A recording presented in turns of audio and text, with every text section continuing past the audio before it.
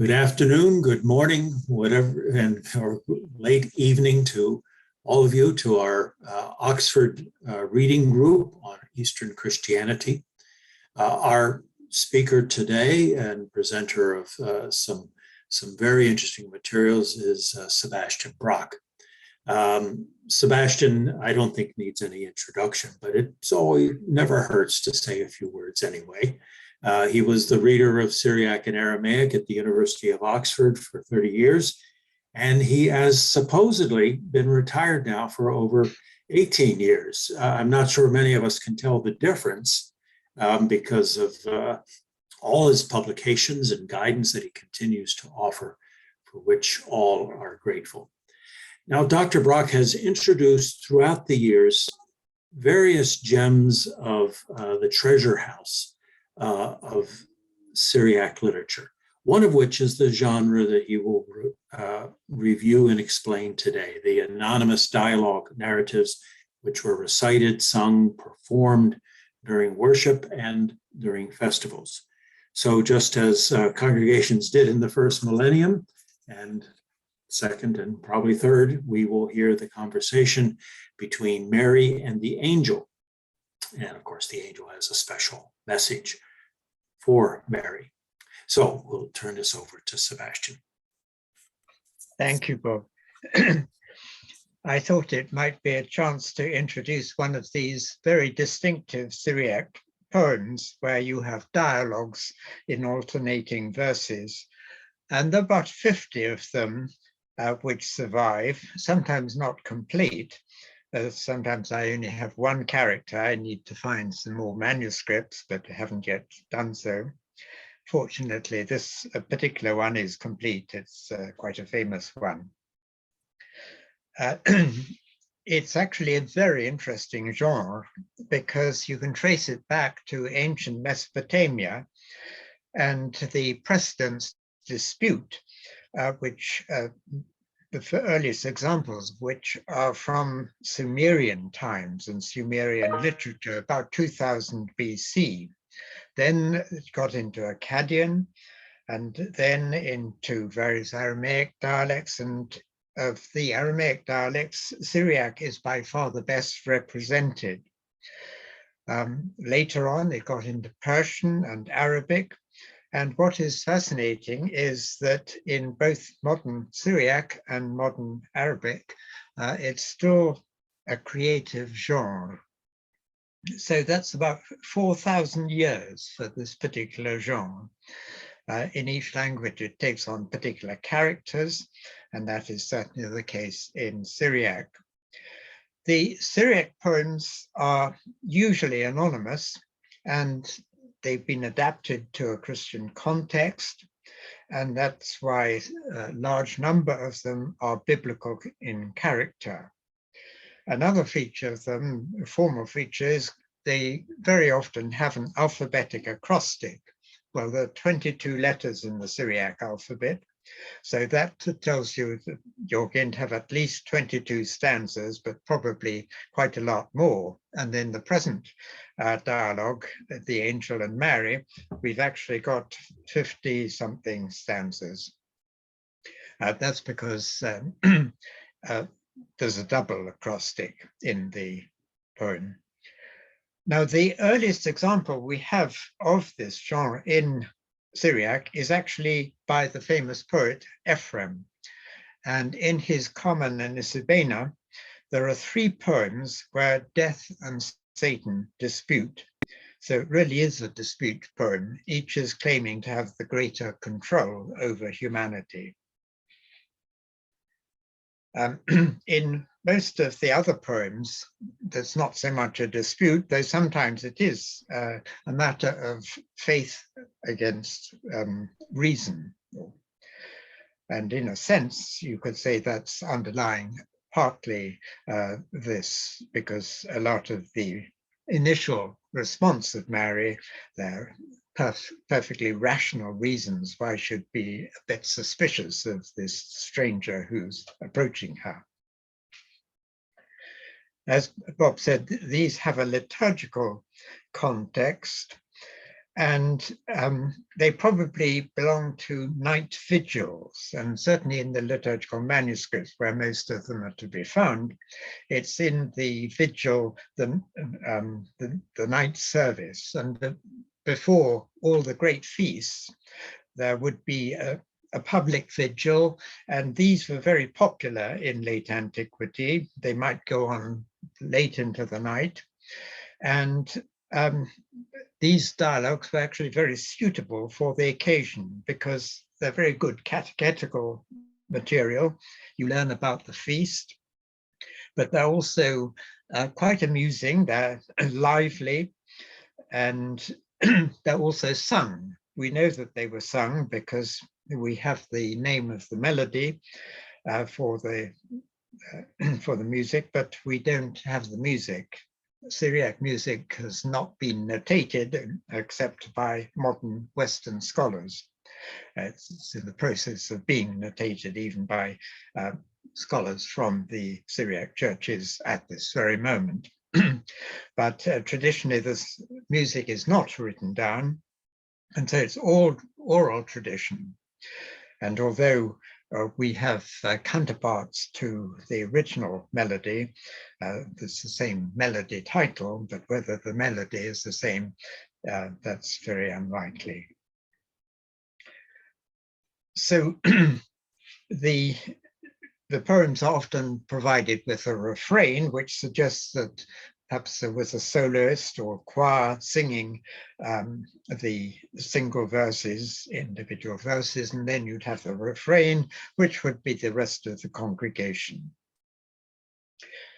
Now, the topics of the biblical dialogues, they're usually tied to the liturgical year, and that means that Mary has quite a number of them. There's Mary and the angel, which we'll be reading.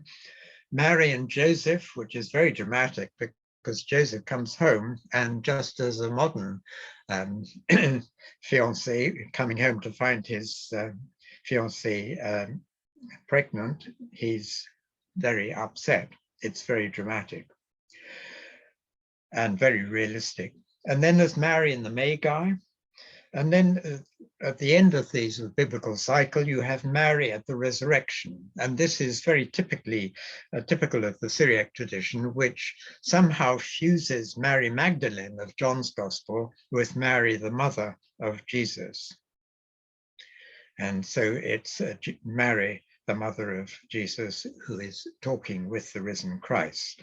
And there are a couple of poems like that. And for other New Testament topics, we've got Christ and John the Baptist. We have one of my favorite ones is Satan and the Sinful Woman. This is a beautiful one based on Luke chapter 7, the woman who anoints the feet of Jesus. And this is a sort of interiorization of her feelings before she goes. Satan is presenting all the arguments why she should not go.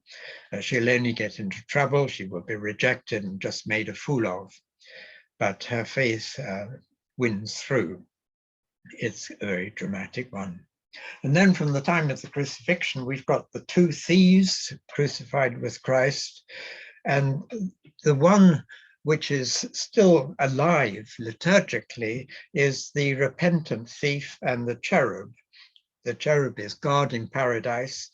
The repentant thief turns up and wants to enter as he's been promised by Christ on the cross, but the cherub hasn't been told that this is the case yet, so he's arguing, trying to keep him out. And then the thief produces the cross, and that is the key that lets him in. Apparently, you can see this on YouTube. I've not yet managed to find it. It's still dramatically performed in churches or village churches in Iraq. So this is the one that actually survives. The rest sadly don't. Even in the liturgical texts, you have little bits of them, but never the whole poem. And I've always wanted, and still do want, people to revive these poems because they are so beautiful and have great potential, either acted out or with music. That would be an equally good way of dealing with them. So if anyone in the audience is inclined to do so, I strongly encourage them to reenact them. Now, this particular poem we're going to read, and Tamara Zalidze is very kindly going to read the part of married, so that it'll be made a bit more dramatic. We have, as quite often happens in them, an initial prayer in the first 4 stanzas. Then the poet turns to the audience and bids them pay attention. And then we get into the narrative introducing the dialogue. And it's interesting that the angel brings along a letter. This is very characteristic of Syriac texts. Letters are sent all over the place in biblical correspondence. This goes back to, I suppose, the Aramaic's use as a chancery language under the Achaemenids. Now, Mary questions the angel quite a lot at the beginning, and she remembers the case of Eve, who was deceived because she didn't question the serpent. And then she uses reason for doubting the message. Virgins do not conceive. And then it's purely practical issues too. How can she receive a man of fire? And then finally, well, not finally, because it's only about 3/4 of the way through the poem, you have the turning point where the angel mentions the Holy Spirit, Luke 1:35, and that's stanza 35 out of 54 stanzas. The other great thing to note is there's great emphasis given to the love of a father as the motivation behind the whole of the incarnation. And that corresponds with a lot that you'll find in Ephraim and above all in later writers like Isaac and so on. So with that introduction, I shall start the reading. The refrain goes, "Praise to you, O Lord, whom heaven and earth worship as they rejoice. O power of the Father, who came down and resided, compelled by his love in a virgin womb, grant me utterance that I may speak of this great deed of yours which cannot be grasped. O Son of the bounteous one, whose love so willed that he resided in a poor girl's womb, grant me utterance and words that in due wonder I may speak of you. To speak of you, the mouth is too small. To describe you, the tongue is quite inadequate. Voice and words are too feeble to relate your beauty. So please bid me tell of you. Grant that I may approach, O Lord of all, in awe to that exalted place of the chief of the angels when he announced to the young mother your coming. You who are discerning, come listen and give ear to this episode so filled with wonder. Sing glory to him who bent down to give life to Adam, who had sinned and so died. The Father in his mercy beckoned to his Son to go down and deliver what he had fashioned, and to Gabriel the angel he gave instructions to prepare the path before his descent. With David's daughter did mercy shine out, for she was to be mother of him who had given birth to Adam and to the world, and whose name is older than the sun. That will which cannot be reached flew down to summon the angel, sending him out from the angelic ranks on his mission to bring glad tidings to the pure virgin. He brought a letter that had been sealed with the mystery that was hidden from all ages. He filled it with greeting to the young girl and fair hope for all the worlds. The fiery being flew down until he reached the destitute girl to fill her with wealth. He gave her a greeting, announcing to her, too, concerning her conception, the cause of wonder to all. To the angel, the watcher says, "Peace be with you, O mother of my Lord. Blessed are you, young woman, and blessed is the fruit that is within you," says Mary. Says Mary, "Who are you, sir? And what is this that you utter?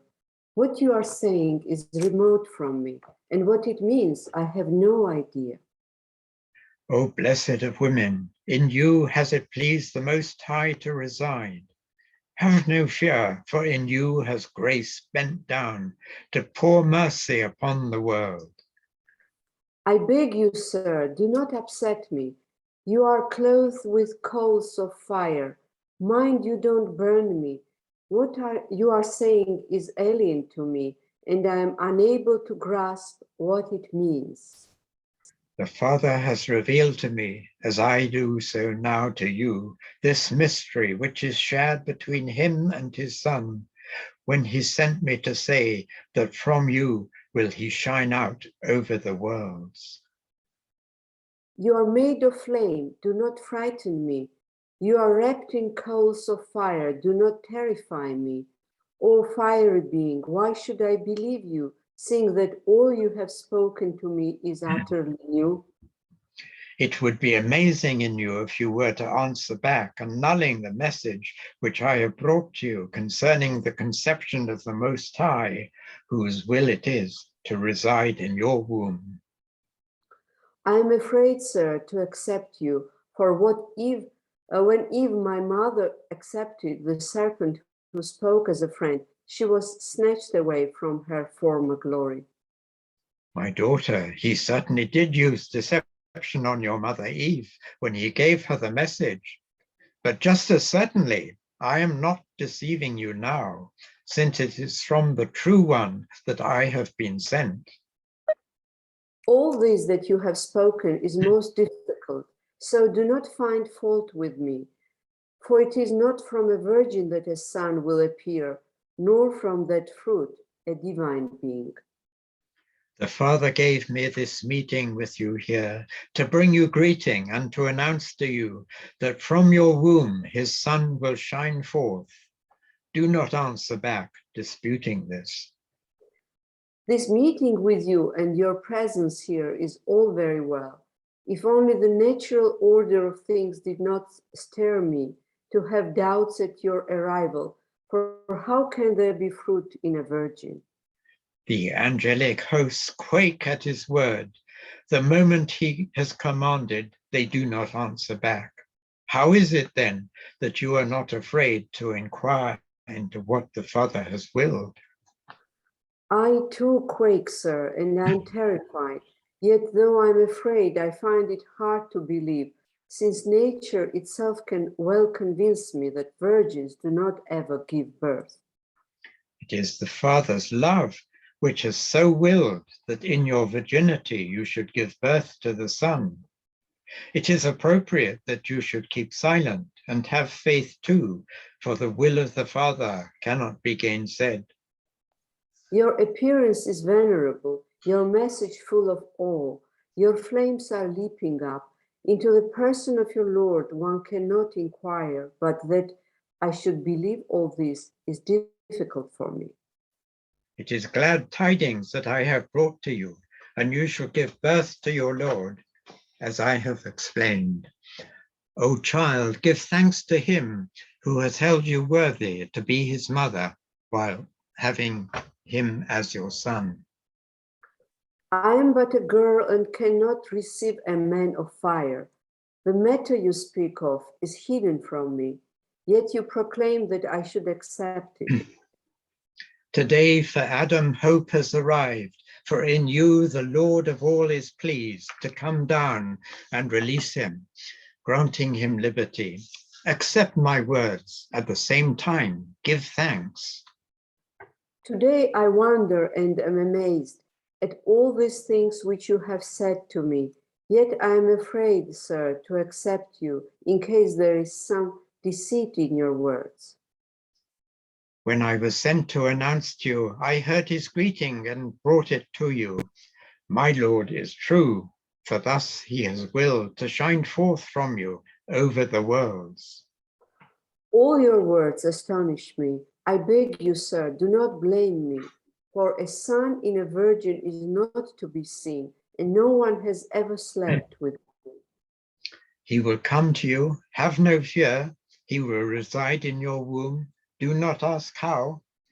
O woman full of blessing, sing praise to him who is pleased to be seen in you. Sir, no man has ever known me, nor has any ever slept with me. How can this be in the way that you have said? For without such a union, there will never be any son. From the Father was I sent to bring you this message, for his love has compelled him so that his Son should reside in your womb, and over you the Holy Spirit will reside. In that case, O watcher, I will not answer back. If the Holy Spirit shall come to me, I am his maidservant, and he has authority. Let it be to me, sir, in accordance with your word. Let your head be raised up, O girl. Let your heart rejoice, O virgin. O second heaven, let the earth rejoice at you, for in your Son it acquires peace. Let my head be raised up, sir, as you say. As I rejoice, I shall confess his name. For if you, his servant, are so fair, what might he be like, if you know? This is something the angelic hosts are unable to do, to gaze on him, for he is most fearful. He is hidden within his Father's flame, and the heavenly bands quake with fear at him. You greatly disturb me now, for if, as you say, he is all flame, how will my womb not be harmed at the fire residing there? Your womb will be filled with sanctity, sealed with the hidden divinity. A place that is holy is greatly beloved by God as a place in which to appear. O watcher, reveal to me why it has pleased your Lord to reside in a poor girl like me. The world is full of kings' daughters, so why does he want me, who am quite destitute? It would have been easy for him to dwell in a rich girl, but it is your poverty that he has fallen in love with, so that he may become a companion to the poor and enrich them once he is revealed. Explain to me, sir, if you know this. When does he wish to come to me? And will he appear to me like fire when he resides in me, as you have said? He has already so willed it. He is come and is residing in you. It was so as not to frighten you that you remained unaware of him. I dare not look upon you now that you are filled with the fire that does not consume. I should like, sir, to put his question to you. Explain to me the ways of my son, who resides in me without my being aware. What should I do for him so that he is not held in contempt? Cry out, holy, holy, holy, just as our heavenly legions do, nothing adding nothing else, for we have nothing besides this holy. This is all we utter concerning your Son. Holy and glorious and blessed is his name, for he has looked upon his handmaid's low estate. Henceforth all generations in the world shall proclaim me blessed. Height and depth shall hold him in honor. Angels and humankind shall give him praise. For he, the Lord of all, has come down and resided in a virgin, so as to make all things new. Great is his mercy, and not to be measured, far beyond what lips can describe. On high the heavens cannot contain him, yet below for him a womb suffices. Let heaven and earth call him blessed. Let both the angel and the virgin and all humanity too call him holy. For in his love he has descended and become a human being. Let heaven and the watchers give thanks on high, and let earth rejoice in the Virgin. Let both sides, as they exult, give praise to the Son of their Lord. Let both sides be mingled in praise, both watchers and human beings, to the Son who has restored peace between them, when there had been anger and disruption. Thanks be to you, Lord, from all the fiery and invisible worlds. In this world too, from every mouth, let the earth sing praises to you.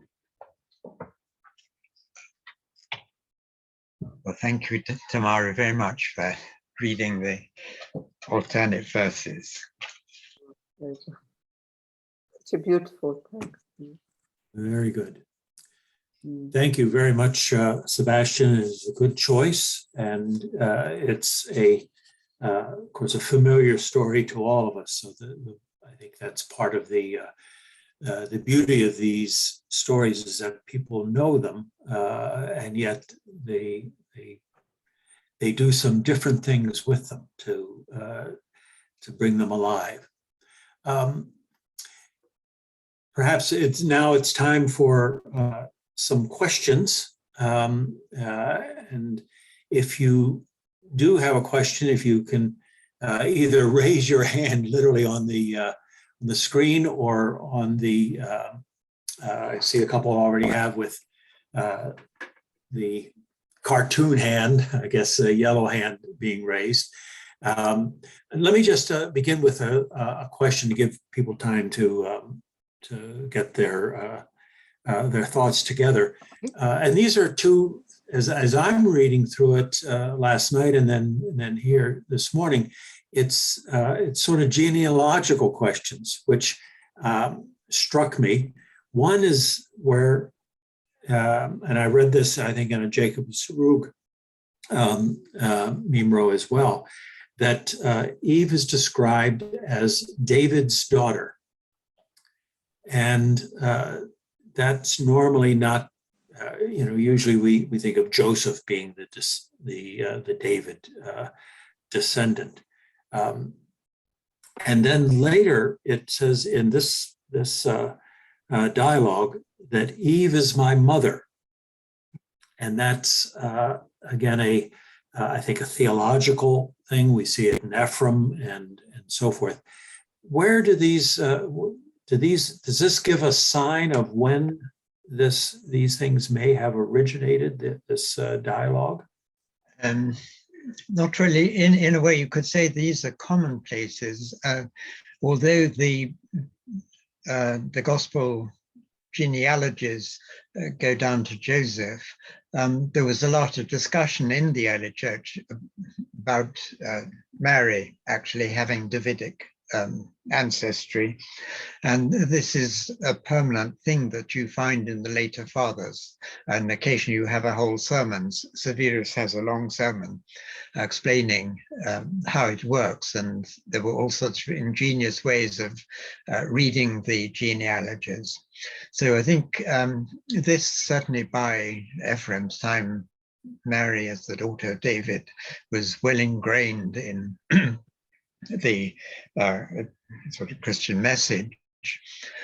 Eve too is a very important figure in all the discussion of Mary as an antithesis. So you have the first Eve and second Eve. That's already found in Greek writers of the 2nd century, but it's absolutely everywhere in Syriac texts.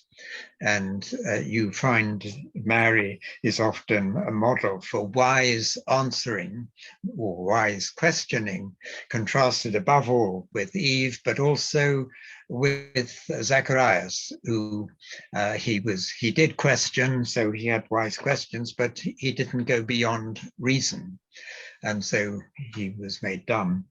Whereas Mary, with the mention of the Holy Spirit, goes beyond reason and to the standpoint of faith. So I'd say that those two things don't actually help with the chronological dating of these poems. It's exceedingly difficult to do that, to date these. One reason that I think it's the 5th, 6th century is the most likely period for most of these poems is that the lively character of them, and also in this case, the case of this and a few other poems, they're both in the East and West liturgical tradition, which suggests but doesn't demand that they go back before the division caused by the councils of Ephesus and Chalcedon in the 5th century. So I feel fairly confident that this is probably a 5th century text. And we do have rather similar things in Greek at various points in the liturgical year, and also between Mary and Joseph in Greek. Okay, very, very good. Yeah, no, I knew that these were familiar usages. It was just a question of, not having run across them in the mouth of, the speakers that early. We have 3 people who raised their hand, and I'm just going to go in that order first with Armando Okori, and then Tamara, and then Susan Harvey. So if you would unmute yourself, and those who are going to speak. Okay, so with